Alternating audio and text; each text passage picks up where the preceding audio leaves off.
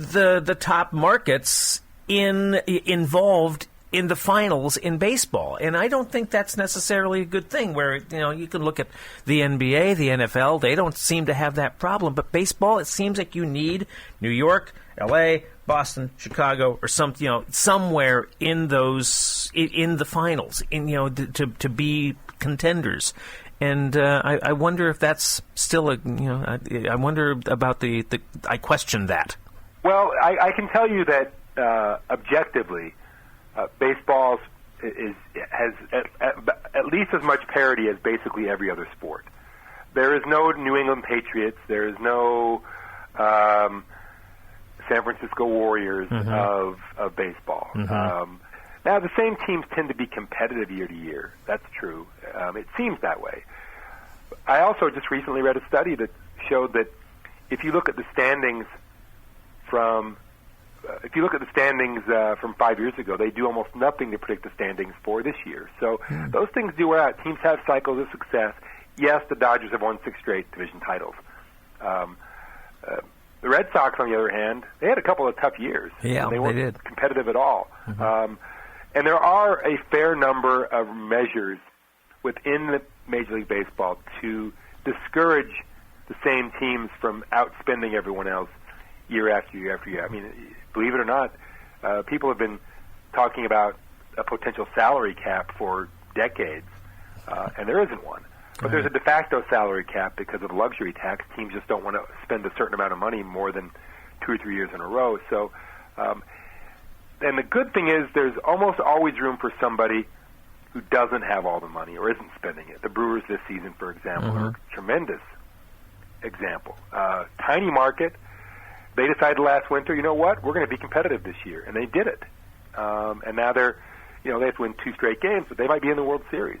The Royals won a World Series. The Braves were in the playoffs this year. Nobody expected that. So I think there's still a fair amount of room in there for every year at least 2 or 3 teams to sneak in there who you didn't expect. Yeah, right. I know I'm coming up on time here. What's the takeaway from Powerball? What do you want people thinking when they put it down? Well, I want people to think that they just went to a baseball game and sat with somebody who had some interesting stories to tell. I was fortunate enough to speak to, 45 or 50 people for the book, including a dozen or 15 of the players actually in the game. So there's a lot of that inside baseball. What is the hitter thinking when he comes up to the plate in the 9th inning against a pitcher who throws 100? That was the most fun I had while writing the book was talking to all these people. And I also hope that down the road you could pick up the book in 10 years and read it and say, oh, wow, this is what baseball was like in 2017. I kind of didn't realize all these things, and I've forgotten some of it. So I hope that it illuminates the game people are watching right now, and also that it serves as a sort of time capsule. If it's a time capsule, that means that things will change in 10 years. What do you see in 10 years for baseball?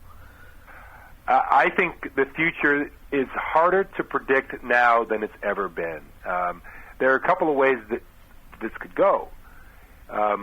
Baseball, and by baseball I mean Major League Baseball and the players in the union, they could do nothing, and we are likely to have more and more strikeouts, more and more home runs, where it becomes almost completely a two-dimensional game.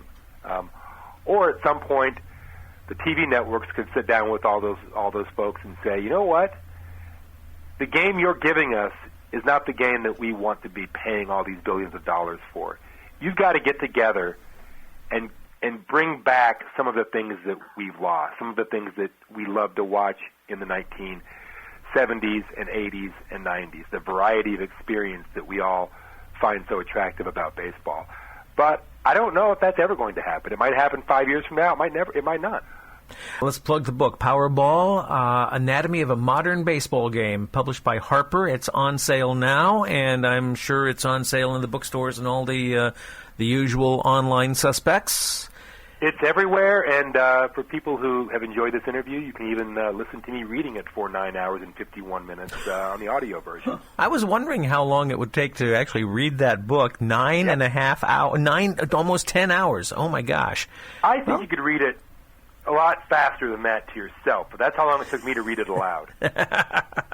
In the studio and everything, huh? Yep. Okay. All right, great. And there's robneyer.com, ROBNEYER.com. Yep. And there you go. Rob, this has been great. I thank you for the time, and best of luck. My pleasure. Thanks a lot.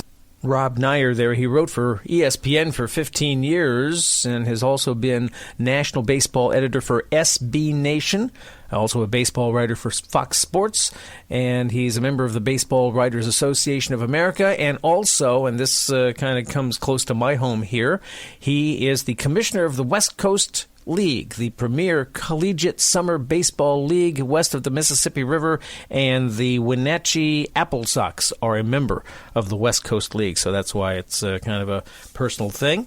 And we spoke with Rob Neyer when Powerball came out. And if you want to know more, you go to his website, Rob Neyer, that's NEYER.com, robneyer.com.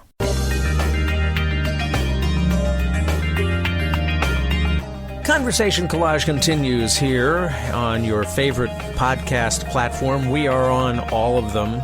And not only that, if this is your first time listening to this podcast, check out some of our earlier podcasts because, if I may say so, I think they're pretty interesting too. So check them out, all right? Tell your friends that we are here too. And also check us out on Instagram and on Facebook under Conversation Collage Podcast. We'd appreciate that. Baseball legend Bernie Williams is best known for his 4 World Series championship titles and his 5 All-Star appearances, all as one of the most beloved New York Yankees of all time. But you might not be aware of the role he played in caring for his father, who was diagnosed with the rare and serious lung disease called idiopathic pulmonary fibrosis, or IPF, right at the peak of his big league career. Bernie traveled back and forth between New York and Puerto Rico to be by his father's side, even missing a number of Yankees games until his dad passed away back in 2001.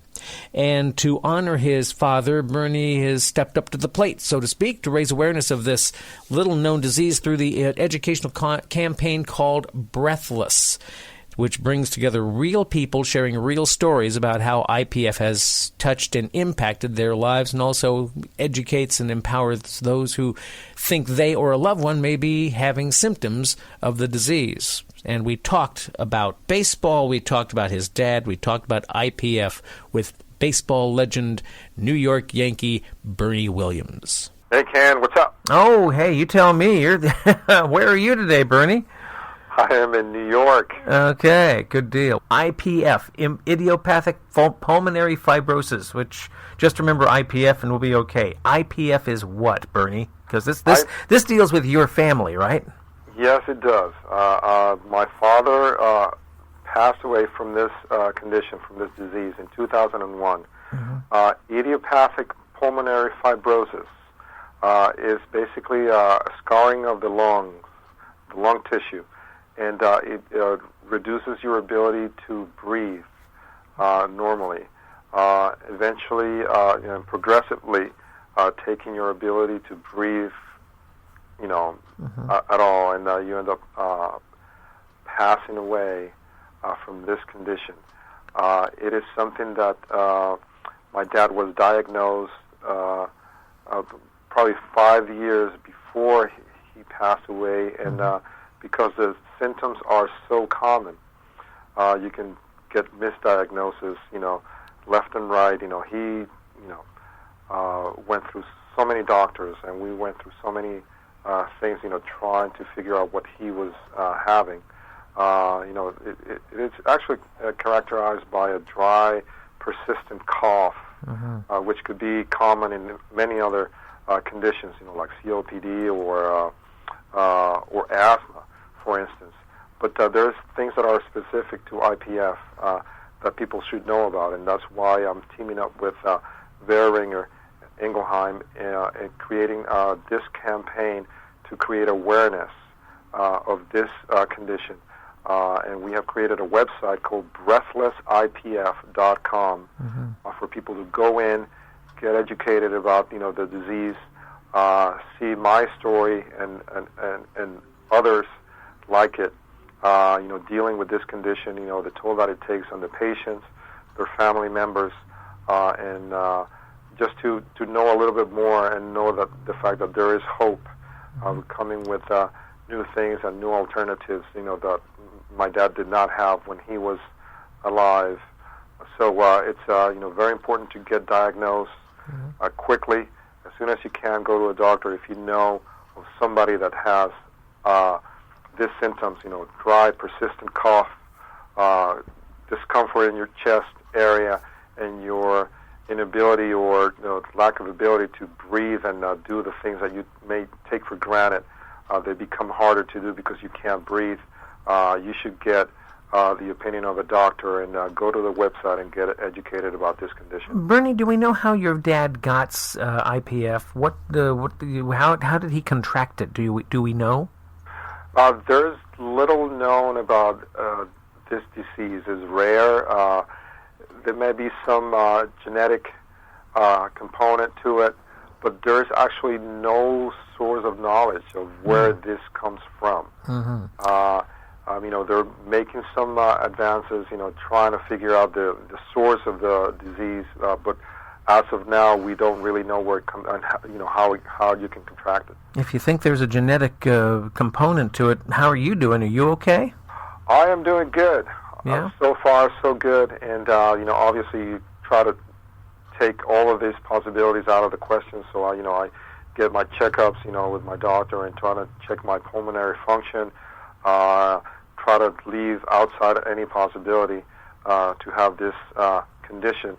But yeah, it is something that if you have all this persistent coughing and chest pains and your breathing ability gets diminished, there may be an indication of something like this happening. So I would encourage everybody that has these symptoms or know about somebody that knows about them to go out there and get checked right away, get the opinion of a doctor. Is there any treatment for IPF?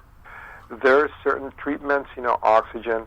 You get medications that are coming into the market right now, a pulmonary therapy, and even lung transplants that may be available for people that suffer from it. But there's no cure for it, so it's really important to get educated about it. So if there's no treatment for it, really what there is just something to lessen the pain and try to prolong as much as you can with it. So yes, once I guess I'm not really privy on the technical knowledge of this. That's obviously for the doctors to know. But there's things that you can do to lengthen the quality and improve the quality of your life. And there's some hope for people that may suffer from this. Yeah, indeed. Bernie, let's turn to baseball if we can. Do you pay attention? Do you follow, even though you're kind of out of the game? You're not playing anymore. You're not an active player, but you still follow it, right? Yeah, I do. Certainly do. What do you, as a retired player, if you're looking at the teams, what do you look for?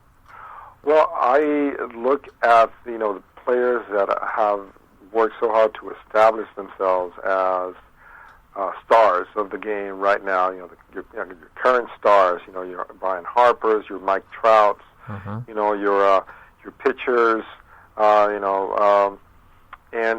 then I look towards the team that I played for. In my case, the Yankees, which I played for 16 years. Yeah, I was part of those. Those championship teams in the mid to late 90s. And I always try to look to see how are they going to do. And, I'm very excited about the fact that they have a nice crop of new players coming up, and they're, reorganizing, sort of transitioning into this new era for the team, and I think, the future is bright for them. What do you think about the intentional walk rule? What do you think about that going away? The intentional walk rule, I don't know. I mean, I think that there's something to be said about the fact that it might be a technicality, but what makes it interesting is that you still got to make those pitches. And there has been precedent on guys throwing the ball away and throwing wild pitches and just kind of get caught up, and you still have to execute, even though it may be a technicality. It may change the outcome of a game because of some bonehead thing that a pitcher may do to throw the ball away. So I think it does affect the dynamic of the game. So I wouldn't mess too much with it. Yeah, I agree with you. I'm going to miss seeing